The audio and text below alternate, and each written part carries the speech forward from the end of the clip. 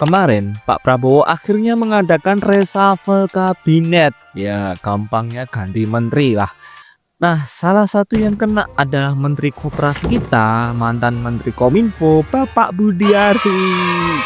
Nah, kayaknya ya Pak Budi ini nggak suka kena reshuffle. Hal ini dibuktikan dengan Pak Budi yang sempat unfollow IG Pak Prabowo. Selain Pak Budi nih yang nggak suka, pendukungnya juga ngamuk. Setelah kena reshuffle ya Pak Budi Ari ini sepertinya menerapkan konsep self love gitu, berterima kasih kepada diri sendiri. Selain Pak Budi Ari, Menteri Keuangan Sri Mulyani juga kena reshuffle dan digantikan oleh Pak Purbaya Yudi Sadewa. Ya walaupun sempat blunder ya saat hari pertama kerja sampai di demo mahasiswa, kinerjanya pun sampai sekarang terbilang bagus ya, dengan berhasil membalikin kepercayaan pasar IHSG yang setelah sebelumnya anjlok saat di Sri Mulyani kena reshuffle. Walau anaknya ya tipikal anak pejabat lah. Dan yang menjadi pertanyaan gua sekarang, kenapa ini dua anomali gak kena reshuffle? Kesel gua. Halo gue Kurokuma, selamat datang di Gerobak Gorengan. Anjay, akhirnya ini sesi ada judulnya. Sebelumnya ya jangan lupa subscribe atau follow ini akun. Jadi ya di balik badai reshuffle yang melanda, kenapa ini dua anomali lolos sih? Yang satu kerja awur-awuran, yang satu kerja apa ya? Menteri ESDM Pak Bahlil Lahadalia atau masyarakat lebih mengenalnya sebagai Goblin, dulu pernah bikin kebijakan kontroversial, yaitu penyetopan penjualan gas subsidi di warung-warung yang mengakibatkan orang susah cari gas. Orang rela antri berjam-jam buat nyari gas, bolos kerja.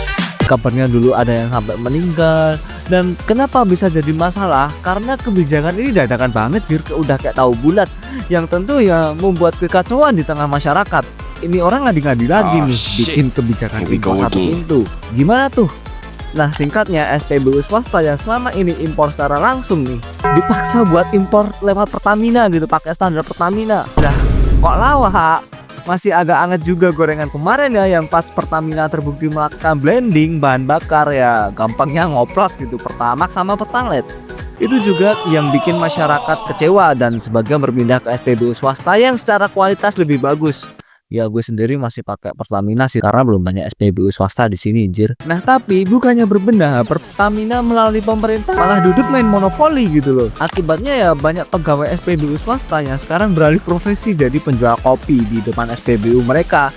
Karena ya gimana mau jual bensin, orang stoknya kosong, mau restock dipaksa lewat Pertamina. Oh nah, selain Menteri ESDM, ini Menteri HAM Pak Natalius Pigai juga kenapa gak kena reshuffle gitu loh.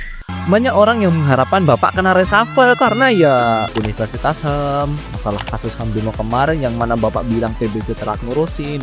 Lah emang Bapak ngurusin?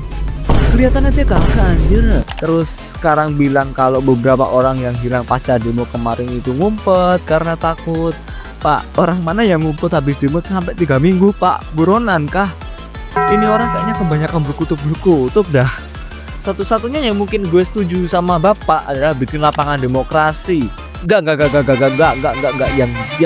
yang gitu woy. Ya enggak yang itu woy. Ya tapi enggak apa-apa sih.